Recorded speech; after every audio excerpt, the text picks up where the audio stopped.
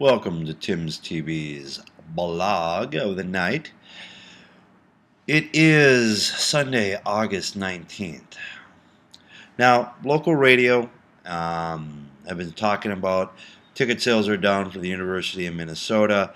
We built them a $300 million stadium, and nobody wants to go because the Gophers, well, they're not winners. They haven't won the Big Ten title since the 60s. Back in the early 60s, we won the national title several times, but we haven't been competitive since, well, before my birth. And they're surprised that nobody wants to come out and see the Gophers. This is typical. Well, I'm going to get political here. This is typical liberal behavior. They built a $300 million beautiful government building, but they don't understand how people behave. Minneapolis is a very unique town in the Big Ten, or I should say the Gophers are a very unique team in the Big Ten. They're one of the worst teams in the Big Ten, which makes them unique. But there's so much to do here in the Twin Cities. You've got the Minnesota Vikings, you've got the Minnesota Twins, you've got the world champion WNBA Lynx. Great team, I got to get out to see them more. You've got the Minnesota Timberwolves. You've got the Minnesota Wild, who are going to be a very much improved team this year. And you've got the Gophers, plus the St. Paul Saints. You have all those options within 5 miles of the University of Minnesota. You go one way, you've got the Twins and the Vikings. You go another way, you've got the Wild. So why would you pay good money to go see a losing team when you don't have to? Now, if you're in Madison, Wisconsin, and the Badgers are bad, you're kind of out of luck because there ain't nothing else to do in Madison but drink, and you can drink at the game in Madison. In Minnesota, you cannot drink. That's right, you cannot drink at the University of Minnesota TCF Field. If you go to Iowa, you go to Kinnick Stadium, there is some drinking going on, baby. They got a place called the Magic Bus. They literally pass out before the game and after the game in front of the Magic Bus. The Magic Bus is a great place. It's basically a school bus with a stage on it. The guy's got it's got like an 8 keg tap thing going in his backyard. You pay to get in, and you just sit there. It's like an old-fashioned kegger, and as long as the ID people, nobody cares. I mean, they're literally, you've got students passing out, and this is across the street from the front door of Kinnick Stadium. It's a great place. It's a good time, and the Iowa is generally a winner, and they have a blast at the games. It's amazing. I highly recommend it. If you get a chance, go catch an Iowa game at Kinnick Stadium, and stop off at the Magic Bus. Bring $5 with you. It'll be fun. You can't do any of that at the University of Minnesota. You have a losing team. You're probably going to lose, and you can't drink. And you can't figure out why nobody shows up to your games. Really? Your people want to see a winner, and they want to get drunk while they do it, and you don't let them do either. But Democrats are like really surprised. We don't get it. We spent $300 million. We built the beautiful government building, and people don't want to pay to see a loser. Sober. That's rant one. Rant number two. Everybody was so upset that July was so hot. August is freezing. This global warming's kind of chilly. It's August 19th. It didn't even make 80 today. It's cold. It's in the 50s at night. It feels like October, not August. Global warming is a con. Let's be real specific here. The Earth warms and cools naturally. We've had multiple ice ages, warm ages, ice ages, warm ages. The Earth warms and cools every year. It's called summer, spring, summer, fall, winter, spring. Then you have another summer, fall, winter, spring. Summer, fall, winter, spring. It repeats constantly, and each one's a little different. The temperature is never exactly the same day after day after day.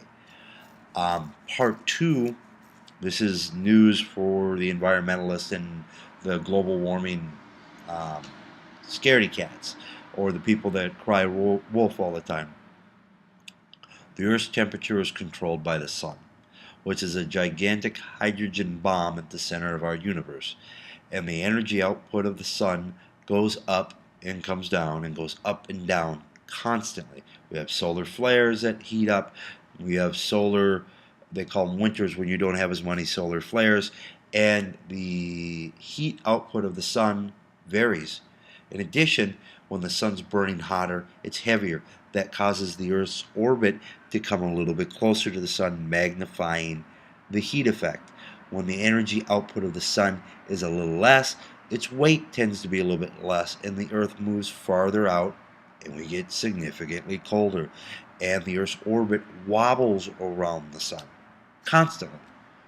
We think the Earth's been here for 4 billion years. In that time, the temperature has never been constant. So giving up my SUV is not going to make the climate constant. Think of the size of the lie. The lie is, if you do what I say, if you pay taxes, if you pay more taxes, and if you feel guilty, they'll change the weather. They can literally control the weather. That's the size of their bullshit. And that's what it is. It's bullshit. The Earth is going to warm and cool however the Earth feels like it, or primarily however the sun heats and cools itself will control the Earth's climate. Beginning, middle, and end. Always has been that way. Always will be. And whether I give up my SUV or I don't, it's going to be cold in the winter and hot in the summer. It's going to rain when it feels like raining, and it's going to be hot and sunny and dry whenever the sun decides to make it that way. It's got nothing to do with the fact I own a V8. I actually own multiple V8s. And I'm still not responsible for the climate. And no matter how many V8s I own, I will never be responsible for the climate because the sun controls the Earth's climate. Period. That's the primary driver of our climate. But you can't guilt trip the sun into doing what you want. You can't guilt trip fools into believing that they're responsible for the Earth's climate. We're not. There's a lot of things we do that are good. There's a lot of things that we do are bad. I do not support poison air, poisoning the water, none of that. On the other hand, don't lie to me. Do not insult my intelligence and lie to me and tell me something that is so self-evident that anybody that looks at the climate history of the Earth, ice ages, warm ages, the glaciers melting. I live in Minnesota. We've had multiple ice ages. The Great Lakes were formed by receding glaciers. At one point in time, there was a glacier. This is what geologists say. There was a glacier 2 miles high right where I'm standing. 2 miles of ice right where I'm sitting right now. That melted because the sun heated up, not because I bought an SUV. Now, if SUVs cause global warming, what SUV was GM making 50 million years ago when the last major ice age ended? We had a little mini ice age. What small car was GM making 150,000 years ago when the mini ice age ended? You have a history of ice ages and warm ages. Ice ages, warm ages, ice ages, warm ages. Henry Ford develops the Model T around here. And everything is now the car's responsibility or the car's fault or the Industrial Revolution's fault. When you have hundreds of millions of years of ice ages and warm ages with no Industrial Revolution, no burning of fossil fuels, and all of a sudden the climate is controlled by the burning of fossil fuels. You look into the history of the environmentalist movement. It was primarily funded in the 70s by the Communist Party, by the Soviet Union, funded Greenpeace in Europe and most other environmental organizations in the 70s and 80s as a way to undermine the capitalist West. Now the Soviet Union's collapsed, but the underlying capitalist communist movement inside the environmentalist movement is still there. That's why it's primarily capitalism and white people and the West that are responsible. The Soviet Unions or the Russia's never, quote, responsible for global warming. oh, it's only America, it's primarily the West, and it's the wealthy countries. The truth is, the poorer countries, the communist countries, they pollute more than the West. But since they tend to be communists, their communists aren't responsible for anything. It's only the successful that are responsible for anything. And that's why developed nations like the United States, prosperous, former enemies of the Soviet Union, are responsible for all forms of global warming, and the former Soviet republics really aren't, because it's really started, it was initially funded by the Soviet Union. I know people will say I'm crazy when I say it's a communist plot, but the leaders of the environmentalist movement are left-wing extremists. They're socialists. They're capitalists. They hate big business. But the thing is, at the end of the day, they're just as greedy. They're just as selfish. They want money just as much as everybody else. And they guilt trip people into giving them power and giving them money, claiming that they can control the weather. The sun controls the weather. They don't. My SUV does not control the weather. My two V8s is not causing global warming. I wish it was. It's pretty cold out right now, and I would let the things idle overnight if I could get the temperature back up into the 90s. It's August in Minnesota, for Christ's sakes. It should be hot and humid, and every girl should be wearing bikinis and halter tops.